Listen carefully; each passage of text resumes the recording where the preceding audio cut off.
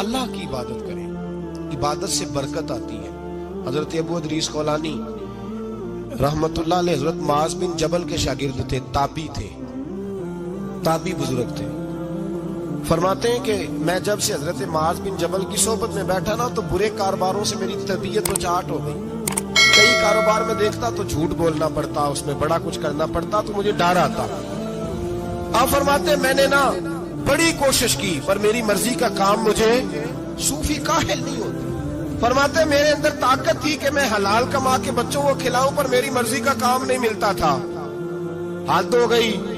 اور جب انسان نیکی کی طرف آتا ہے تو کچھ نہ کچھ آزمائشیں ضرور آتی ہیں، یہ پکی بات ہے، پکی بات۔ جب وہ غلط ملت کر رہا ہوتا ہے تو اس کو لگتا ہے سارا کچھ صحیح ہے، جب سیدھا ہوتا ہے تو بہت ساری پریشانیاں بھی ضرور آتی ہیں، یہ مزاج ہے دین کا۔ آپ فرماتے ہیں میں پریشان رہنے لگا، حالات خراب ہونے لگے، آزمائش سخت ہونے لگی، کاروبار بند ہو گیا، کام ہی کوئی نہیں ملتا تھا، میری بیوی ناراض رہنے لگی۔ ہلکا ہلکا تو اس نے مجھے کہنا شروع کیا، پھر جلال میں آ گیا، اور ایک دن مجھے کہنے لگی اگر آج نانا کچھ لے کے آئے تو بچے لے کے میکے چلی جاؤں گی۔ آپ فرماتے ہیں میں بڑا پریشان ہوا، نکل گیا فجر پڑھ کے کام کی تلاش میں۔ میں نے ظہر تک تلاش کیا لیکن مجھے کام نہ ملا۔ آپ فرماتے ہیں نہر فرات کے کنارے تپتی ہوئی ریت میں میں بیٹھا تھا تو میرے دل میں خیال آیا بندوں کی مزدوری نہیں ملتی تو آج اللہ کی نہ کر لیں، آج اللہ کی مزدوری نہ کریں۔ آپ فرماتے ہیں میں نے گرم ریت سے تیمم کیا، وضو کیا وہیں فرات، اور گرم ریت پہ کپڑا بچھایا تو نفل پڑھنے شروع کر دی، زور سے اثر تک نفل پڑھے، زور سے۔ چلے میں ایک دعا کرتا ہوں، آپ آمین کہنا، اللہ کرے کہ ہم مغرب کے بعد والے نفل ہی پڑھنے شروع کر دیں۔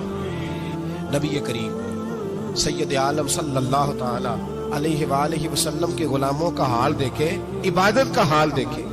فرماتے میں نے کہا آج اللہ کی مزدوری کرے، زور سے اثر تک نفل پڑھے گرم ریت پہ، اور جب اثر ہوئی نا تو میں نے اپنے رومال میں نا تھوڑی سی ریت باندھ دی، گھر کی دیواریں چھوٹی چھوٹی تھی، میں نے کہا بیوی نے دیکھا نا خالی ہاتھ آیا ہے تو اندر سے شور کرے گی، ہم سائے بھی سنیں گے، تو چلو جب دیکھے گی نا رومال میں کچھ ہے حوصلہ کرے گی، جب اندر جاؤں گا تو سمجھا لوں گا۔ آپ مسکرا رہے ہیں نا ہلکا ہلکا، اس کا مطلب ہے ان باتوں میں کافی صداقت ہے۔ پرانے بزرگ کر گئے تو اس کا مطلب یہ ہے کہ ان میں بہرحال کافی حد تک صداقت ہے، یہ شور ہوتے رہتے۔ کہتے میں نے وہ کہا کہ چلو دور سے دیکھے گی تو گھر جا کے سمجھا لوں گا۔ آپ فرماتے پہلے میری بیوی دروازے پہ بیٹھی رہتی تھی، بچے بیٹھے رہتے تھے، منتظر ہوتے تھے کہ کچھ لے کے آئے، گھر میں فاقہ ہوتا۔ آج میں گیا تو شور ہی کوئی نہیں، کوئی شے نظر نہ آئی، وہ ریت سے بھرا ہوا میرا پلو میں نے دروازے کے ساتھ رکھا، اندر چلا گیا، بیوی کو آواز دی کہاں ہو؟ کہنے لگی منہ ہاتھ دھو لو، میں روٹی لے کے آئی۔ ہاتھ دھو گئی، روٹی کدھر سے آئی؟ اس گھر میں تو فاقے تھے، کھانا کدھر سے آیا؟ کہتے روٹی لائی، سلاد بھی لائی، دودھ بھی لائی، اس زمانے میں جو نعمتیں تھی پھل بھی لائی، سارا آ گیا۔ میں نے گھور کے دیکھا، میں نے کہا کدھر سے آیا یہ سارا کچھ؟ کہاں ہے بچے؟ کہنے لگی روٹی کھا کے باہر نکل گئے۔ میرے دل میں خیال آیا میری بیوی کا کردار تو چاند سے زیادہ اجلا ہے، تو یہ سارا کچھ کیسے آیا؟ میں نے کہا یہ کہاں سے آیا سارا کچھ؟ تو کہتی ہے میری طرف دیکھ کے کہنے لگی پتہ نہیں آج کس کریم کی مزدوری کرنے چلے گئے تھے، پتہ نہیں کس کریم کی مزدوری پہ چلے گئے تھے، زور ہوئی ہے تو اس نے اناج کی بوریاں بھیجی ہیں، چاول بھیجے ہیں، پھل بھیجے ہیں، اتنا کچھ بھیجا ہے کہ میرے گھر میں رکھنے کو جگہ ہی کوئی نہیں۔ یہ کہتے کہتے اٹھی اور کہنے لگی پہلے ہی بڑا آیا تھا، اب اور کیا لائے ہو؟ آپ فرماتے میں سکتے میں تھا، اس نے جا کے میرا رومال جو کھولا، میں ریت لایا تھا، رب کریم نے ہیرے بنا دیے، وہ ہیرے بن گئے۔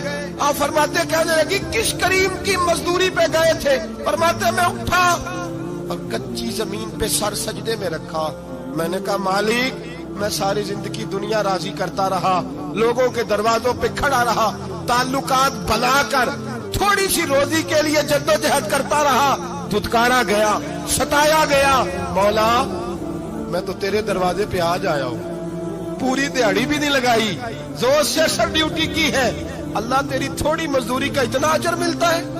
خدایا تو اتنا نوازتا ہے؟